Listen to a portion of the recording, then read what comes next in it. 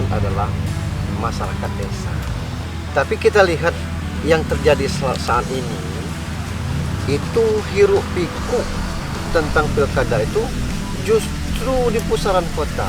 Bertahun-tahun dan berkali-kali kita pilkada, masyarakat desa terpinggirkan. Pola ini semestinya calon harus merubah. Ada pandangan ke depan.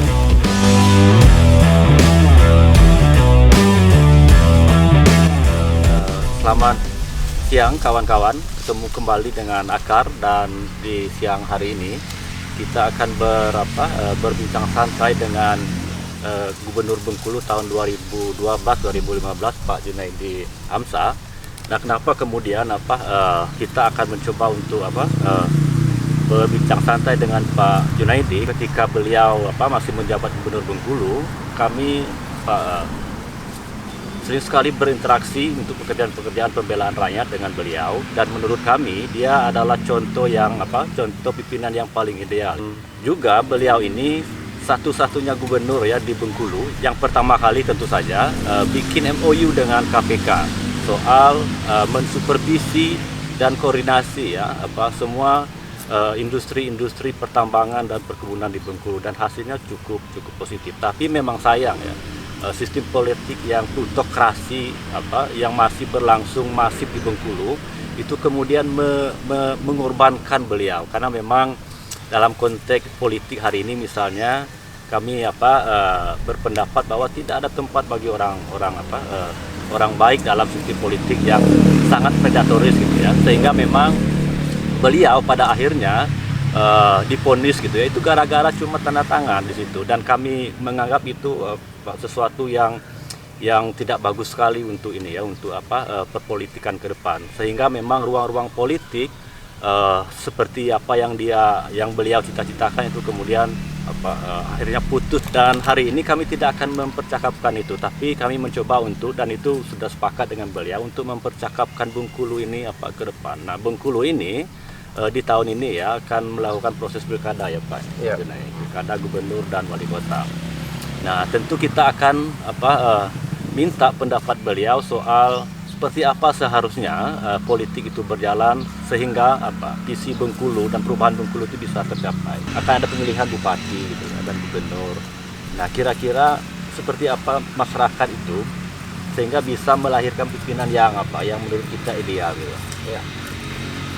Assalamualaikum warahmatullahi wabarakatuh, kawan sekalian yang saya hormati. Yang pertama, alhamdulillah kita dikaruniai sehat dan bisa silaturahim. Insya Allah video ini, YouTube ini bisa disaksikan di seluruh belahan. Berbicara tentang masalah pilkada, ada yang sering kita lalaikan. Yang ini khususnya di Bengkulu, masyarakat kota dengan desa itu perbandingannya mungkin 60-40 atau jangan-jangan 70-30%. 70% itu di desa, 30%-nya di kota. Dengan seperti itu, semestinya ujung tombak pembangunan ke depan adalah masyarakat desa. Sehingga kalau desanya sejahtera, akan terdongkrak ke semuanya. Tapi kita lihat yang terjadi saat ini, itu hiruk pikuk tentang pilkada itu justru di pusaran kota. Yang orang kota ini isunya per detik bisa berubah. Hari ini A, 2 menit yang akan datang B. Hari ini oke, besok enggak lagi. Nah, maka dalam posisi seperti inilah menyebabkan bertahun-tahun dan berkali-kali kita pilkada, masyarakat desa terpinggirkan, tidak terpikirkan, karena yang menjadi prototipe-nya harus selalu di kota. Nah, pola ini semestinya calon harus merubah. Ada pandangan ke depan itu. Kalau di kota ini bergerak pembangunan, ya wajar namanya ibu kota, dan itu kalaupun berimbas ke desa hanya merekrut beberapa tenaga kerja kasar dari desa ke kota. Tapi kalau kesejahteraan itu dibangun dari desa, misalnya pemanfaatan hutan itu untuk rakyat, bagaimana rakyat berkebun dengan baik, komoditi rakyat ada, penampungannya, dan ada regulasi supaya setiap mereka panen tidak selalu anjlok harganya. Kalau seperti yang kita lihat selama ini, panen gagal, panen berhasil harga anjlok, panen berhasil tengkulak berkuasa. Jadi tidak ada kenyamanannya, dan ini bertahun-tahun seperti itu kita lihat itu. Nah, kemudian masyarakat dalam melihat pilkada ini harus berpikir luas. Apa berpikir luas? Ini minimal 5 tahun. Taruhlah pilkada ini karena ingin pilkada serentak 3,5 tahun ya. Atau katakanlah 3,5 tahun lah mungkin ya panjangnya. Nah, sekali kita memilih salah, maka akan menderita 3,5 tahun. Itu mesti harus ada kesadaran seperti itu. Dalam artian salah memilih. Apa faktor salah memilih? Yang pertama, tergiur uang. 100, 200, 300 ya. Bagi yang punya uang sebegitu mungkin tidak masalah, dia kasih. Tapi kita sengsara selama 3 tahun. Yang kedua, terbius dengan janji-janji politik itu. Sehingga kita melihat gini itu. Nah, kadang-kadang saya lihat program-program yang ditawarkan itu lucu. Misal ada program akan membangun jalan tembus Jambi, Bengkulu, Pia, Merangin. Itu kan TNKS semua. Ya. Bukan kalau misalnya anak-anak kecil dibodohi bisa saja, tapi kalau yang seperti itu kan dunia memantaunya tuh. Kalau taruh nasional tidak bisa kita seperti itu. Nah, kemudian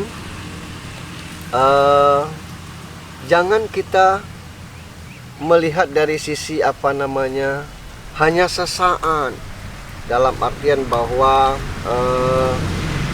janji ini, janji itu, ini itu. Untuk nyamannya, kalaupun bersalah nanti, mudah-mudahan salah itu tidak terlalu dalam rasa di kita. Pastikan bahwa yang kita pilih itu orang yang taat beribadah, bagus agamanya, bagus akhlaknya. Dan bila perlu kalau calonnya lebih dari 3, kita sholat istikharah. Lihat, andai kata kita sudah sholat istikharah dan kita baca rekam jejak yang bersangkutan, kita lihat dalam kondisi seperti ini, katakanlah terpahitnya tidak ada yang baik untuk dipilih, tapi kita harus memilih di antara tidak ada yang baik itu, maka kita serahkan kepada Allah. Ketika sudah kita sholat istikharah, petunjuk datang kepada kita, maka kita sudah melaksanakan dengan baik, dalam artian bahwa ya Allah, itu pilihan berdasarkan ikhtiar saya. Andai kata jika dia dalam memimpin nanti berdusta, bohong kepada rakyat, tidak sesuai dengan ini, maka engkau maha tahu. Itu kan soal rakyat ya kan. Jadi salah satu bisa cara terakhir itu kan dengan ini minta petunjuk ya. Nah sekarang tuh kan para kandidat tuh kan berlihat kemana-mana itu, menebar janji apa segala macam lah. Ya pastikan ini dalam konteks politik yang tadi yang predatoris gitu ya, politik yang tidak bagus itu, dia akan menggunakan segala cara itu. Nah, kira-kira apa pesannya untuk para kandidat yang sekarang ini maupun tim sukses yang berkeliaran gitu kan? Jangan misalnya menggunakan isu apa segala macam itu, jangan menjanjikan itu. Apa kira-kira yang ini sehingga memang rakyat tetap cerdaskan dalam politik? Pertama, sekarang isu putra daerah tidak putra daerah tidak laku lagi. Jadi kita semua ini kan putra daerah semua, terlepas siapapun. Tidak dilarang orang dari Kalimantan mau calon di sini, tidak dilarang orang dari Papua mau di sini. Itu yang pertama. Yang kedua, suku itu akan mengkerdilkan kita. Itu. Nah, dalam misalkan ada suku A, suku B, suku A rame-rame mendukung ini karena dia suku kita, nanti munculnya balas dendam. Gitu. Nah, dalam bentuk nanti menyusun kabinet, orang-orang ini dulu tidak pro kita. Ini kan membentuk sesuatu yang tidak sehat. Gitu. Nah, ini resiko daripada kesukuan tersebut. Dan masyarakat sekarang itu tidak bisa lagi dibodohi. Yang mengeluarkan statement tentang masalah isu suku itu kadang-kadang bukan calon, tapi kadang-kadang bukan juga dari pemilih. Justru itu dari tim-tim yang bersangkutan. Dengan hitung-hitungan seperti ini, hitung-hitungan seperti ini. Nah, ini yang harus juga kita sadari. Lalu kepada para kandidat, kalau ingin menjanjikan sesuatu, sebaiknya yang real lah. Apa yang real? Saya dulu pernah mensurvei kondisi daerah kita. Ada yang sejak zaman Soeharto bangun sampai sekarang tidak pernah dibenahi lagi. Contohnya Bendungan Muko-Muko. Lalu di zaman kita buat bisa mengairi sekitar 4.000 hektar yang dikaur kan. Selebihnya bendungan Tais terlalaikan. Bendungan Pajar Bulan tidak tuntas sampai sekarang. Air nipis segini kita bisa tinggal suplesi saja menaikkan air ini karena dikatakan ribut antara peternak ikan dengan itu. Nah, kalau betul kandidat itu paham peta daerah, semestinya tahu maunya rakyat itu. Ini kondisinya. Kalau sekedar ini, maaf. Sejauh ini ada misalnya tol Jawa Bengkulu langsung belum akan terasa imbasnya bagi pembangunan rakyat kecil. Tapi yang diinginkan rakyat kecil adalah bagaimana dia bertani dengan nyaman, sawah airnya setiap dia mau tersedia. Ini kadang-kadang 2 tahun jagung baru dia bisa padi. Karena apa? Kebutuhan airnya kurang. Gitu. Akhirnya mereka terus seperti itu. Nah, begitu juga dengan masalah hasil-hasil perkebunan besar yang lainnya yang mengkooptasi ya mereka itu. Saya ingat waktu kita dulu ketika misalnya kan 13.000 atau 20.000 hektar itu, andai kata di zaman saya dulu itu habis izinnya, saya pernah punya konsep dulu misalnya 20.000 hektar akan diizinkan untuk 10 tahun yang akan datang atau 20 tahun yang akan datang hanya 15.000 hektar. Yang 5.000 bagikan kepada rakyat. Itu. Sebab kenapa? Sampai saat ini rakyat kita sebatas buruh. Dan itu sebenarnya bisa tercapai kalau tidak dikriminalisasi.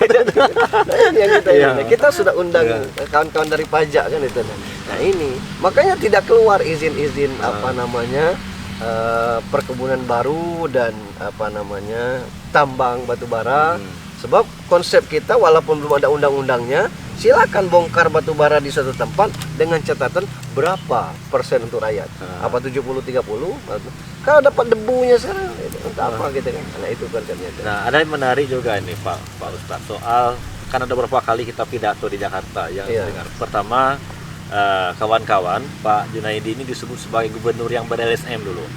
Nah, misalnya kan gini. Nah, akan ada ini ya di belakang para kandidat ini kan pasti ada ini ya pemilik modal segala macam, ada tekanan politik segala macam. Nah, Pak Ustadz kan pernah dulu ditekan oleh dalam tanda kutip si jenderal itu ya, si jenderal itu. Nah, gimana caranya itu biar kemudian pemenang apakah dia jadi bupati, gubernur ke depan Bengkulu ini bisa kuat seperti Pak Gubernur ketika itu, bisa melawan tekanan dari Jakarta yang sangat kuat itu. Ya. Itu apa resepnya? Sebenarnya bukan saya saja. Sekarang kan Anies Baswedan. Nah, dia kan tidak tedeng aling-aling. Siapapun dia lawan. Kuncinya apa? Dia benar. Nah, Sama dengan kita dulu ketika ada Taman Nasional Seblat. Itu kan heboh dulu. Nah, sampai-sampai mereka menang di MA-nya. Bawa keputusan bahwa kita kalah untuk buka lahan di sana. Ketika mereka menghadap saya, dia mengatakan bahwa Pak Gub, kita menang di MA, bahwa kita diizinkan buka tambang sana. Oh, yang memenangkan siapa MA? Oh ya, minta izin ke MA. Kalau saya selaku kepala daerah belum berani mengizinkan. Karena itu Tambang di Taman Nasional. tambang di Taman Nasional. Tidak mungkin, kasihan gajah sebelah kita hampir punah, mati. Kalau andai kata saya pernah menerima 100, 200, 1 M atau 2 M Dari perusahaan. dari situ, mungkin sudah begini. Tidak ada yang munafik tidak mau duit. Tapi kalau itu yang jadi standar kita, ini yang kadang-kadang membelenggu kita. Luar biasa, kita merasakan bagaimana kita menutup Pulau Tikus itu. Itu tantangannya luar biasa. Nah, tuh. Gonjang ganjing hasil penelitian LIPI mengenakan tidak ada kerusakan, tidak ada rusak di situ atau tidak, tutup itu. Dan itu luar biasa, bukan main kan. Itu Pile batu bara tuh. Dan sampai sekarang aman-aman saja. Dan resikonya ya seperti yang masyarakat tahu, saya harus terpenjara. Mungkin bagian dari perjuangan itu. Nah, ini ya itu kan masyarakat tidak banyak tahu tentang hal demikian. Nah, saya berpesan seperti itu. Selagi kita tidak ada utang jasa, hutang budi dengan mereka, nggak ada yang perlu ditakutkan. Kadang-kadang ancaman kan, kita mau diancam apanya? Anies Baswedan kan akhirnya kan menang dia dalam reklamasi. Karena apa? Tidak ada kait mengaitnya dengan dia. Kita kalau mau berjuang untuk rakyat tuh jangan tanggung-tanggung. Kita akan dikenang walaupun sisinya tetap ada dua sisi. Ada orang nilai plus, ada orang nilai minus, ada orang nilai pandir, saya janda duit, itu urusan orang, urusan kita bekerja. Nah, ada ini juga Pak Ustaz, soal dulu pernah disampaikan pada salah itu di Dialog Nasional Hutan Adat di Jakarta. Ya. Jadi ketika itu disampaikan bahwa Bengkulu itu seperti rumah terakhir di Gang Buntu. Ya. Nah, terus gimana ini? Kalau prioritas pembangunan misalnya kita memprediksi Bengkulu ke depan, kita mulainya dari mana dulu biar tidak lagi dianggap sebagai rumah terakhir di Gang Buntu itu? Apa yang harus dilakukan sehingga memang terangkat Bengkulu ini ke depan? Ya. Dimulai dari masyarakat desa. Kalau ekonomi masyarakat desa itu nyaman, itu bukan kita yang akan membangun, swasta akan turun ke sini. Kenapa? Pertumbuhan ekonomi kita Gorontalo itu cuman mengandalkan jagung, tapi luar biasa, baik promosi maupun koneksinya dengan yang lain itu. Nah, kita juga bisa seperti itu. Andai kata kita misalkan mau membangun dalam bentuk serius, kerjasama baik dengan 5 provinsi terdekat, bisa saja. Hanya saja kita ini kerjanya setengah-setengah. Sampai sekarang ini kita tidak tahu apa konsep pembangunan kepala daerah sekarang untuk masyarakat desa. Enggak jelas itu. Jadi apa yang bisa, sampai sekarang harga karet anjlok, tidak ada yang bisa kita perbuat. Sampai sekarang harga sawit turun, tidak ada yang bisa diperbuat. Sementara masyarakat kita mengandalkan itu. Nah, oke, mungkin itu untuk tidak bisa terbikin. Sekarang kita buka akses misalnya. Katakanlah kita bangun pelabuhan di Linau, mau diangkut apa? Hasil masyarakat nggak ada. Kita buat jalan tol misalkan, sekarang kita buat jalan tol Bengkulu Palembang, tembus. Itu paling euforianya sebulan, rame itu. Habis itu orang keberatan dengan sewa tolnya, mungkin dengan jalan besar. Apa yang mau diangkut dari situ? Dari Bukit Asam mau ngangkut batu bara, di sini pengapalannya susah, gitu. Jadi kalau ekonomi masyarakat Desa terbangun dengan baik dalam bentuk apa? Nah, kita sudah melakukan penelitian dulu. UNIP dengan LIPI, BI dengan LIPI, kita juga dengan LIPI. Ternyata sudah terpetakan di mana potensi-potensi apa pertanian yang bisa itu bukunya masih ada baik di Bank Indonesia maupun di Litbang kita ada. Kita punya data itu. Nah, terus juga kemarin kami ini ya Pak Ustadz juga ngobrol dengan Pak Herman Malik tuh ya, tapi dia kan lebih kuat soal pendidikan itu. Iya. Nah, Pak Ustadz sekarang kan juga pendidik tuh. Nah, kira-kira ini tantangan kita ke depan untuk isu-isu pendidikannya gimana, apa aja itu Pak Ustadz? Iya. Mesti dididik apakah akhlaknya, apakah kemampuan ini ya, Iya. praksisnya atau gimana yang lebih bagus untuk Bengkulu khususnya.